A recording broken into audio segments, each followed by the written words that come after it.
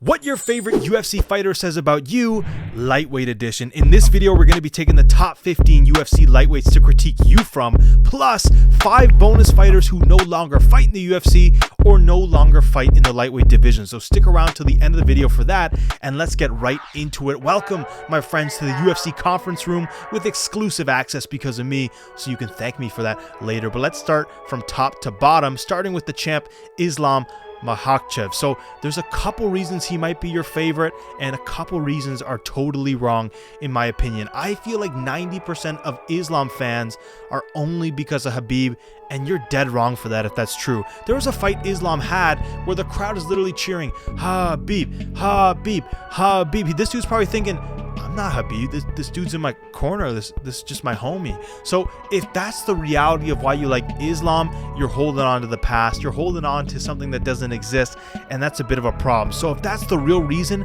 you're a sheep, and you're hopeful because you know Islam will probably never top Khabib's career.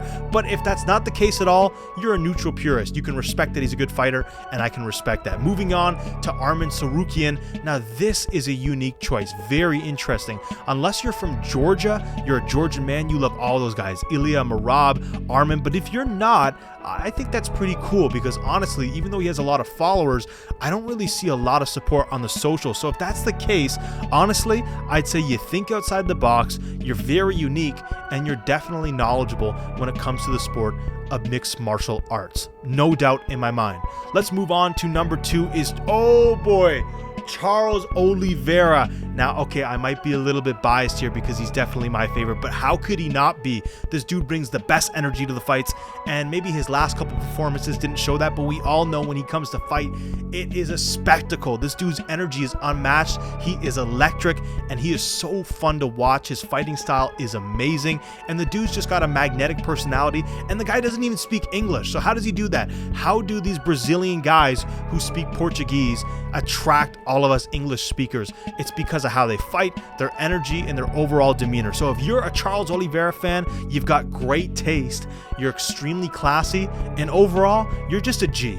Honestly, if Charles is your boy, you're a G in my books. Let's move on to the next fighter, which would be Justin Gaethje. And now, honestly, this is definitely a very popular boat to be in, even regarding his last performance after Max Holloway. I'm sure he's still got a lot of fans, but you guys know how this community is. Everyone just jumps ship when something happens. But if Justin Gaethje is still your favorite fighter, I definitely respect you for that, because he is reckless, and you probably are too. You probably dislike watching wrestling, and you're probably pretty violent yourself if you can relate to this man in any way.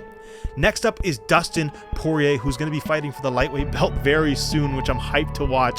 And what a story this guy's got, man. If DP is your favorite fighter, you love a good underdog story, you appreciate his hard work, and I don't know how long you've been watching him, but this dude's been in the promotion forever, starting as a featherweight, and his fights are so exciting to watch. He's got some of the best boxing in the UFC, and he's just got a great personality, man. He's a good guy, he's a family man, he works hard, so how could you not love DP? If DP's your favorite fighter, you definitely are aspirational, you probably grind yourself just like him, and as I said before, you love the underdog story. You want the underdog to win, and that's always great. Let's move on to Gamrot. This is very interesting, honestly, and let me explain why. Because although when Gamrot is fighting, he gets a lot of love from the commentators, and he fights so well, the crowd loves him, I don't see a lot of support for him online. So if you're a Gamrot #1 fan, honestly, you're unconventional. It's a respectable pick,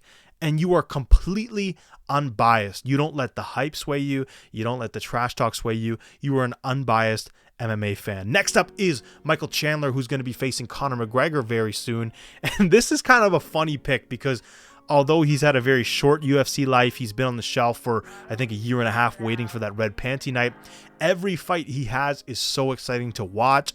Even when he came into the promotion KOing Dan Hooker, it's like, this dude is a problem. His short, stacked stature, his elite physique, and the see you at the top stuff is so funny to me. And I respect this dude. You could tell he grinds. He's very athletic. And he tries really hard. So if Michael Chandler is your #1, you're probably a responsible man. You probably wake up early. And yourself, you probably gym regularly, although I doubt you got a physique like this dude. Next up in line would be Beneil Dariush. Now, Beneil has suffered some devastating losses recently at the hands of the best in the world. And if you are a Beneil fan, honestly, he might be the guy who takes the nicest dude in the UFC, him or Stephen Wonderboy. So if Beneil's your favorite lightweight, honestly, you're probably very well mannered. You're probably calm like him. And overall, you're probably a friendly dude. I don't even think I've heard that guy swear. I don't think I've seen him get upset. He's a great guy, and so are you if you're his #1 fan. Next up is Rafael Fiziev, and this one's kind of weird, right? Because I haven't seen him perform in a long time. He's an amazing fighter, but he's kind of unconventional himself. His personality's kind of funny, but he's probably not a dude you'd want to hang out with. So if you relate to him and he's your boy, honestly, you're probably pretty gritty yourself. I'd bet that you're aggressive, and you're probably slightly crazy if you'd want to spend time with this dude and he's your #1, because that's a bit telling. Next up is Max Holloway. Now this dude's actually in the top 15 for the lightweight rankings after his fight with Justin Gaethje, which is pretty cool to see because the dude's got a lot of options. And man, who doesn't love Max Holloway? You know what I mean? I feel like people wrote him off after his 3 losses to Volk, and that's kind of tough because there was arguably the second fight where he won, and they're all very close performances, but people kind of wrote him off saying, he's never going to be this, and now he kind of gets to do whatever he wants. So if you're Max's #1 fan, honestly, you're probably chill, fun to be around, and you are a vibe unless you play him in UFC 5. If you play him in UFC 5, I take back everything I just said. You're a wipe, you're a bozo, move on. Sorry, we're on Money Moicano, and if you're a Money Moicano fan, man, this dude is so funny on the mic. Even though he almost just got KO'd in his last fight versus Jalen Turner, Jalen the fool thought he could walk off. He's got a great personality, and he's funny, and he's here for a good time, not a long time. And if you're his #1 fan, you probably don't take things too seriously, which is a rare trait these days, and that's pretty cool, to be honest. Next up on the list is Dan Hooker, and I might actually have to censor his last name because I don't know if that's considered a bad word on YouTube, even though it's literally his last name. And man, what a career this dude's had, bro. His best fight, and one of the best fights of all time, was him versus Dustin Poirier. Do you guys remember that? That was a great performance. If you're this #1 fan, you're probably humble, you're very loyal, and you're a great friend because he's had a lot of ups and downs in his career, and if you stuck with him by his side as his #1, you are a great friend. Up next is Jalen Turner, as I was just talking about him with Money Moicano. And man, I shouldn't bring it up again because of what he did in his last performance, but overall, the dude is really good. Striking wise, excellent. Really long, really big. What is he, 6'3" at lightweight, I think? 6'3" with this insane amount of power. If you like Jalen, you're probably drama-free, introverted, and you only like the fighting. That's it, because this dude doesn't trash talk. This dude doesn't do all the theatrics. He just goes in there, fights, and lays people out. Next up is Benoit Saint Denis, and man, Benoit was a stone cold killer, literally, with his military background. And even though he had a devastating loss versus Dustin Poirier a few months ago, he is still really scary, and he's got this really cold demeanor. If he's your #1, you're probably no fun, no nonsense before the DP loss, but after it, if you're still his boy, you're commendable and you're a real one, because as I said, a lot of people just jump off the hype train very quick in this game. Next up is Rafael dos Anjos, and man, this dude has been fighting for a long time. You remember back in the day, he was supposed to fight Conor McGregor for the lightweight belt, and this dude's still active today, fighting these young guys and putting up great numbers, great performances. This guy, if you're his #1 fan, you're probably very mature, and as I said, you're probably a long-time fan, maybe not an OG, but at least 10 years, and you are a true combat sports lover if this guy's your #1. Last on the top 15 is Bobby Green. Now, Bobby just had a really good performance versus Jim Miller at UFC 300. His style is a bit crazy with the low hands. It's effective against some guys, but then some dudes lay him out like Jalen Turner.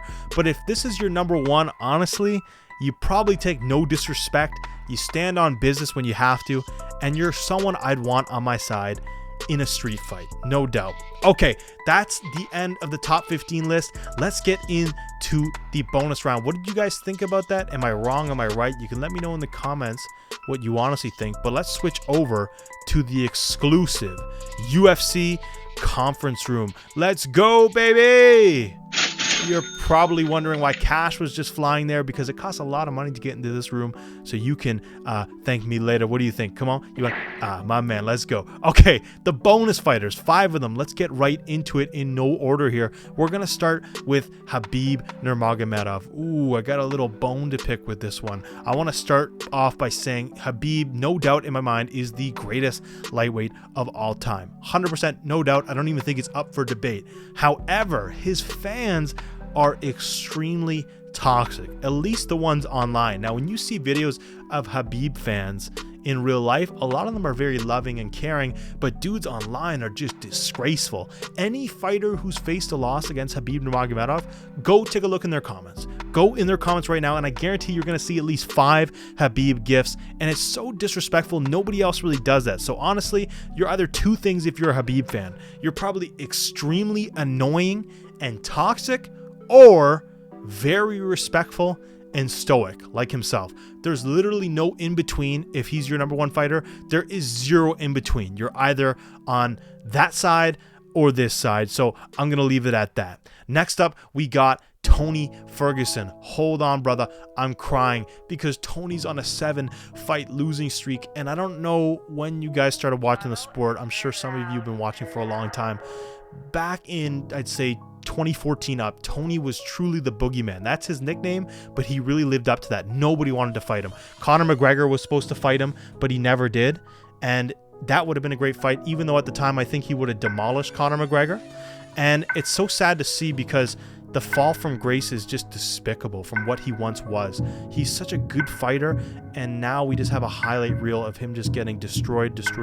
So if Tony's your number one fighter, you're probably sad. You probably cry yourself to sleep every night, but I would bet my money that you're an amazing friend, and you're the type of guy who would have your friends back for life, because that's what being a Tony fan is like today, when everyone clowns on him and memes on him and says he's washed. Only the real ones know how dangerous Tony truly was. Next up, we got Conor McGregor, who I am actually a fan of today, even though a lot of people hate him, and I can see why people dislike him, and I can also see why people dislike his fans, because Conor McGregor fans, just like Khabib fans online, are very toxic, very defensive. Anytime Conor McGregor gets into any sort of legal trouble, even if he's wrong, Conor McGregor meat riders go online and say, oh, he's innocent, he didn't do this, blah, blah, blah, even when he does stuff wrong, like when he threw the dolly at the bus and almost made Michael Chiesa lose his eyesight. People are like, yeah, Khabib's a chicken, he's on the... Okay, look, I get it's exciting, it's cool, but there's things where you got to cross the line and things that are wrong. So if you're a Conor McGregor fan, you're either very defensive and you hold on to the past, or you're extremely supportive, like back in the day when armies of people from Ireland would come to watch him fight when he wasn't that big of a fighter. And honestly, I'd bet that you probably like a drink if you're a true Conor McGregor fan.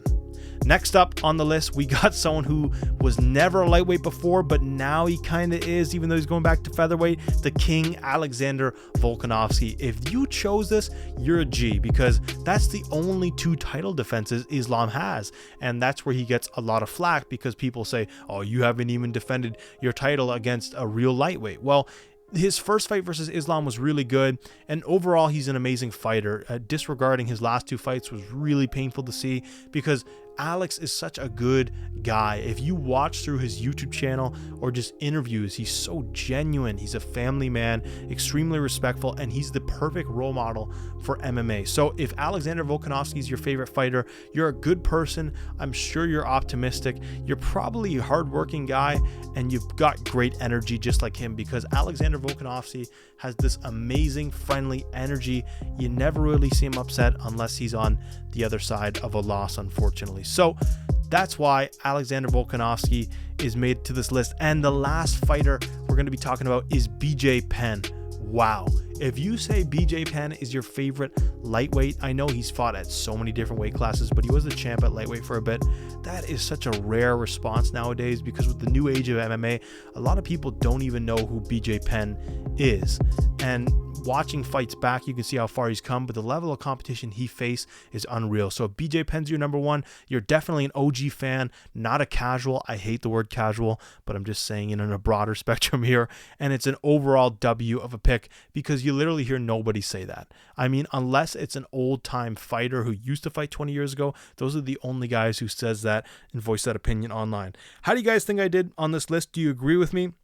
What do you think? Was I right? Was I wrong on some fighters? Let me know in the comments. Oh, look at this. Oh, the whole gang's here. So what do you think? If you watched the video this far, I think it's deserving to ask for a subscription. I know YouTubers always ask that, but please subscribe. I really want that 100,000 subscriber plaque. I want to grow this community. I love making these videos, and I love reading your comments. I read them all. So if you made it this far, please just click the subscribe button. It makes a big difference, and I'll catch you guys in the next video.